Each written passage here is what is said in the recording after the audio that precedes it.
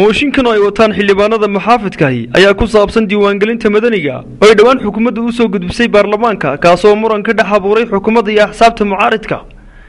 fadhi maanta loogu ballansanaa in la horkeeno golaha mooshinkan diiwaangelinta madaniga oo ay daneynayeen mudanayaasha muxaafidkahi ayaa gudoomiyaha golaha cabdiraxmaan maxamed cabdullaahi ciro uu mar kale hakiyay isagoo mudanayaasha ku wargeliyay in la gudagali doono xeerka hay'adda dhowrista tayada waxaana arrintaasi keentay in xildhibaanada muxaafidka ay dibadda uga baxaan fadhiga walow gudoomiye ciro iyo xildhibaanadii taageersanaa ay ku sugnaayeen fadhiga xeerka tayeedka iyo dhowrista tayada mudanayaasha qabayna ka doodaan xeerka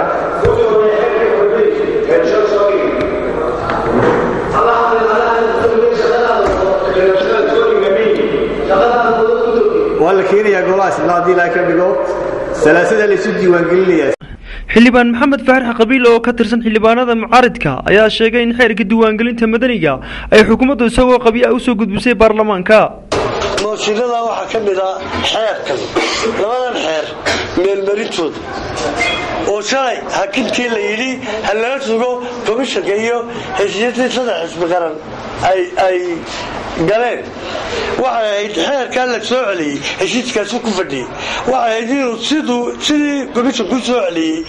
uu kaabishiya wax ka bedel xeerkaa electoral logo uu isagoo fayow yimaado golaha wakiilada xukuumaddu gacantay wata xeer kale dhex geliso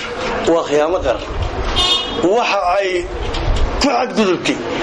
in ay xeerkii komishanku soo celiyey ee kaabishiga wax kabedelka ka rabay inay xeer kale ku soo gurto awooddaa may lahayn komishanku qodob hebel iyo qodob hebel iyo qodob hebel ha la waafajiyo heshiiskii saddex xisbi iyo electoral loga ayay ahayd yaa u dirtay inay xeer labaad soo raraan oo soo taariibiyaan oo xeerkii ay dhexgeliyaan diiwaangelintan madaniga ayaa muddooyinka muran ka dhex abuurtay saaxadda siyaasadda somalilan iyadoo labada xisbi mucaarid ay hore ugu dhawaaqeen inay gebi ahaanba qaadaceen waxaana shalay qaar ka mid a mudanayaasha baarlamaanku ay isku dayeen inay meel mariyaan mooshinkan balse uma suurtagelin